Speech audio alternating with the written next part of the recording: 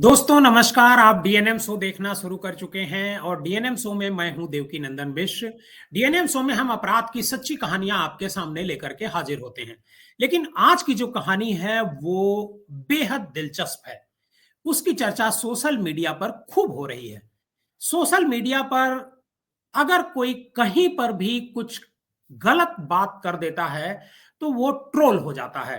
रणदीप इलाहाबादिया का नाम आपने जरूर सुना होगा। प्रधानमंत्री ने उन्हें बेस्ट एक तरीके से कंटेंट क्रिएटर का अवार्ड दिया है और उनकी जो हरकतें हैं वो आप शायद सुन नहीं पाएंगे। सोशल मीडिया पर आपने सुना होगा, इस वजह से हम उनके किसी बयान के हिस्से को नहीं सुनाते हैं। लेकिन यूट्यूबर्स जिन पब्लिक की वजह से आज की तारीख में पूरे देश में उनकी चर्चा होती है, उनके प्रोग्राम्स देखते हैं, उनको फॉलो करते हैं, यूथ फॉलो करता है, आज वही यूथ उनको गालियां दे रहा है। सोशल मीडिया पूरी तरीके से अटा पड़ा है उनको गाली देने में। और वही लोग हैं जो उनके फॉलोअर्स हैं, जो उनकी बातें सुना करते थे, जो उनको अपना आइकॉन मानते थे। और ये सारे लोग रणदीप इलाहाबादिया के साथ साथ आशीष चंचलानी, जसप्रीत सिंह, अपूर्व मखीजा, ये सारे यूट्यूबर्स और समय रैना, ये सब जल्दी ही जेल की हवा खाने वाले हैं। दरअसल स्टैंड अप कॉमेडियन समय रैना का एक शो आता है, इंडियाज गॉट टैलेंट। इसको लेकर के जब विवाद बढ़ा, इन लोगों ने इतनी अश्लील बातें इस शो के दौरान करी कि इसको लेकर के इनके खिलाफ गुवाहाटी पुलिस ने एफआईआर दर्ज की। और ये पहली शायद एफआईआर होगी जिस पर आसाम के मुख्यमंत्री या कोई भी मुख्यमंत्री एक्स पर पोस्ट करके जानकारी दे रहा है कि मैं इनके लिए कुछ और शब्द इस्तेमाल नहीं करूंगा, इन युवाओं के लिए एफआईआर दर्ज की गई है और इनकी गिरफ्तारी कभी भी हो सकती है। क्योंकि इनकी जांच बहुत, हालांकि एफआईआर तो गुवाहाटी के अलावा और कई भी जगह हो गई है, लेकिन जिस तरीके से असम के मुख्यमंत्री हेमंता बिस्वा शर्मा ने एक्स पर पोस्ट किया है और उन्होंने पोस्ट में लिखा है कि गुवाहाटी पुलिस ने कुछ प्रमुख यूट्यूबर्स और सोशल मीडिया इन्फ्लुएंसर के खिलाफ एफआईआर दर्ज की है जिन पर अभद्रता और अश्लील चर्चा को बढ़ावा देने का आरोप है।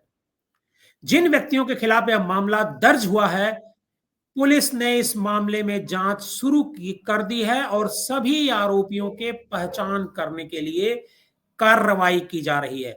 सीएम ने लिखा कि मामले की संवेदनशीलता को देखते हुए यह मामला जल्द ही और विस्तार दिया जाएगा और विस्तार से इसकी छानबीन की जाएगी। समय रणबीर समेत शो में मौजूद दूसरे लोगों के खिलाफ भी शिकायत दर्ज की गई है। पहले हिंदू आईटी सेल ने मुंबई में शिकायत दर्ज कराई, उसके बाद नवीन जिंदल नाम के एक वकील ने दिल्ली में भी इनके खिलाफ अश्लीलता फैलाने का एक मामला दर्ज कराया है।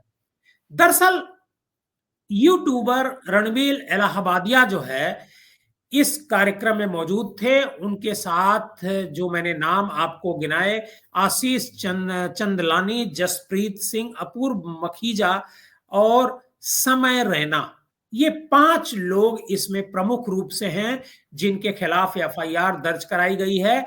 और ये सारे लोग जो है इस मामले में ये जो प्रोग्राम है, ये जो शो है, उसमें बेहद अश्लील तरीके से बात कर रहे थे।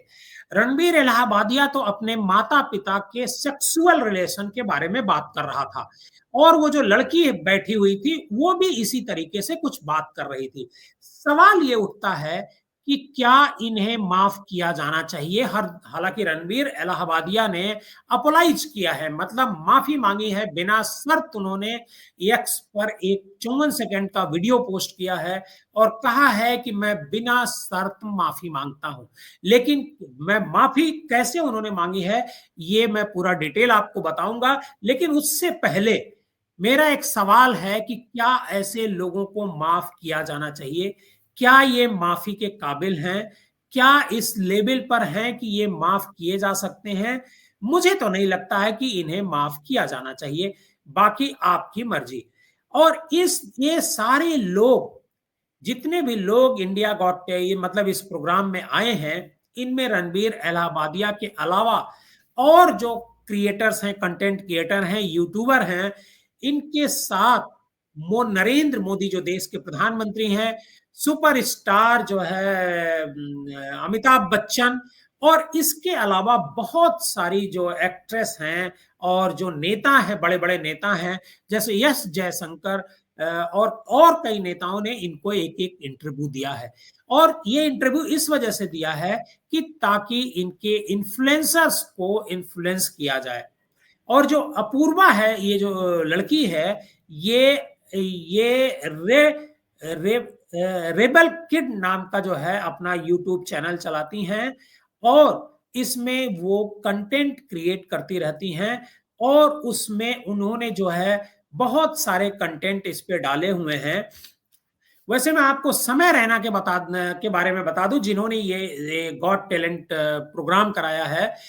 वो एक कॉमेडियन हैं और रैना जम्मू के रहने वाले हैं। उनके पिता पेशे से पत्रकार हैं और हैदराबाद से अपनी पूरी पढ़ाई की और बाद में मुंबई चले गए, और शिक्षा के दौरान ही इस समय की रुचि जो है स्टैंड अप कॉमेडी की तरफ बढ़ी, और उन्होंने जो कोविड महामारी थी उसी दौरान स्टैंड अप कॉमेडी के क्षेत्र में कदम रखा और यूट्यूब पर शतरंज की स्ट्रीमिंग शुरू की। और उसके बाद धीरे धीरे जो है शतरंज की स्ट्रीमिंग के बाद वो जो है इंडिया गॉट टैलेंट जो है वो शो लेकर के आते हैं, और उस शो के जरिए वो खूब चर्चा बटोर रहे हैं, और उसमें यूथ पर फोकस उस पर होता है। हालांकि थोड़ा एडल्ट कंटेंट उस पर चर्चा होती है, लेकिन इतना एडल्ट भी ना हो जाए कि जिससे लोग सुन न सकें और देख न सकें अपने परिवार के साथ। और एक जो उसमें लड़की नजर आती है, वो भी अश्लीलता को बढ़ावा देने के बयान देती रही है। और वहां पर जो वो शो था समय रैना का, उसमें भी उसने कुछ आपत्तिजनक शब्दों का इस्तेमाल किया, आपत्तिजनक कंटेंट उसने परोसा, जिसका नाम लड़की का है अपूर्वा मुखीजा। इन्हें इंस्टाग्राम पर द रेबल किड के नाम से जाना जाता है। द रेबल किड के नाम से इनका एक यूट्यूब चैनल भी है, और एक जेन जेड सोशल मीडिया पर्सनालिटी और कंटेंट क्रिएटर ये अपने बारे में बताती हैं। वह अपने हास्यपूर्ण और सीधे साधे कंटेंट के लिए वो जानी जाती हैं। और आपको एक बता दें कि एक सॉफ्टवेयर इंजीनियर हैं और जयपुर के मणिपाल यूनिवर्सिटी से इन्होंने बीटेक किया है। और कोविड के दौरान अपूर्वा ने इंस्टाग्राम पर अपना ये प्रोग्राम शुरू किया था कॉमेडी का, और यहीं से उन्होंने कॉमेडी मतलब अपना प्रोग्राम शुरू किया, और कॉमेडी में ही अपना वो लगातार कैरियर बना रही हैं। लेकिन ये पहला प्रोग्राम है जिसको लेकर के वो बहुत मतलब एक तरीके से कहा जाए कि खासी चर्चा में है। और चर्चा इस बात की हो रही है कि आखिर क्या ये लोग अपने परिवार को लेकर के भी कुछ भी इन्फ्लुएंसर बनने के लिए, मतलब ज्यादा से ज्यादा फॉलोअर जुटाने के लिए ये कुछ भी कह सकते हैं, किसी के बारे में कुछ भी कह सकते हैं। हालांकि ये लोग बहुत पैसा कमाते हैं, क्योंकि यूट्यूब के जरिए ब्रांड कोलैबोरेशन के जरिए भी इनके पास पैसा आता है। लेकिन सबसे पहले जो है हम आपको उनका जो रणदीप इलाहाबादियां हैं, उन्होंने जो माफी मांगी है, वो मैं आपको उनका हिस्सा दिखाना चाहता हूं। It wasn't just inappropriate, it wasn't even funny. Comedy is not my forte. I'm just here to say sorry. Many of you asked if this is how I wish to use my platform, and obviously, this is not how I wish to use it. I'm not going to give any context or justification or reasoning behind whatever happened. I'm just here for an apology. I personally had a lapse in judgment. It wasn't cool on my part. The podcast is watched by people of all ages. Don't want to be the kind of person that takes that responsibility lightly. And family is the last thing that I would ever disrespect. Need to use this platform better. That's been my learning from this whole experience. I promise to just get better. I've asked the makers of the video to remove the insensitive sections from the video. And all I can say in the end is, I'm sorry. I hope you can forgive me as a human being. इन्होंने कहा कि I am a human being, जो है मैं sorry बोलता हूं, और पूरी बात को लेकर के उन्होंने माफी मांगी है। और इस वीडियो में उन्होंने कहा कि मुझे वो नहीं कहना चाहिए था जो मैंने भारत पर कहा था, मुझे अफसोस है, मेरा कमेंट न सिर्फ गलत था बल्कि फनी भी नहीं था। कॉमेडी मेरी क्वालिटी नहीं है, मैं यहां सिर्फ सॉरी कहने के लिए आया हूं।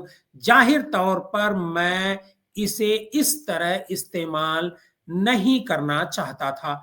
रणबीर ने आगे कहा कि जो कुछ भी हुआ उसके पीछे मैं कोई रेफरेंस या कोई सफाई नहीं देने जा रहा, मैं सिर्फ माफी के लिए आया हूं। मुझे पर्सनली फैसला लेने में चूक हुई, ये मेरी तरफ से अच्छा नहीं था। पॉडकास्ट को सभी उम्र के लोग देखते हैं, मैं उस तरह का शख्स नहीं बनना चाहता जो जिम्मेदारी को हल्के में लेता है, और परिवार वो आखिरी चीज है जिसका मैं कभी अनादर नहीं करूंगा। हालांकि ये अनादर तो इन्होंने कर दिया और अब वो ये माफी मांग रहे हैं। अब सवाल ये उठता है कि क्या जो दर्शक हैं, क्या इनकी जो फैमिली के लोग हैं, इनके मदर फादर हैं, क्या जो इन्होंने टिप्पणी की उसे माफ कर पाएंगे? ये अलग बात है। इस यूट्यूबर ने कहा कि इस तरह की कोई हरकत ना करने का वादा भी किया। उन्होंने कहा कि मैं वादा करता हूं कि मैं बेहतर हो जाऊंगा। मैंने वीडियो के मेकर्स से वीडियो के असंवेदनशील हिस्से को हटाने को कहा है, और आखिर में बस इतना कह सकता हूं कि मुझे अफसोस है, मुझे उम्मीद है कि आप एक इंसान होने के नाते मुझे माफ कर सकते हैं। लेकिन क्या ये माफी पुलिस से मिलेगी, जो आसाम, मुंबई और दिल्ली में जो एफआईआर लिखी हुई है? आपको बताएं कि बहुत सारी जो है इनके खिलाफ लगातार एफआईआर हो रही है, लगातार शिकायतें दी जा रही हैं। और मुंबई के पुलिस के डीसीपी जोन दीक्षित गेडाम ने कहा कि इस मामले की इंक्वायरी शुरू हो गई है। मतलब माफी मांगने के बाद भी जो इलाहाबादियां हैं, रणबीर इलाहाबादिया, इनकी मुश्किलें कम होती नहीं दिख रही हैं, क्योंकि राष्ट्रीय मानवाधिकार आयोग ने भी इस मामले को संज्ञान में लिया है, और राष्ट्रीय मानवाधिकार आयोग भी इस मामले की जांच शुरू कर दिया है। आपको आज का डीएनएम शो कैसा लगा, हमें कमेंट बॉक्स में जाकर जरूर बताइएगा। अगर आप हमारे इस चैनल पर नए हैं और पहली बार हमारा ये प्रोग्राम देख रहे हैं, तो हमारे इस चैनल को सब्सक्राइब कीजिएगा और ज्यादा से ज्यादा लोगों को शेयर कीजिएगा।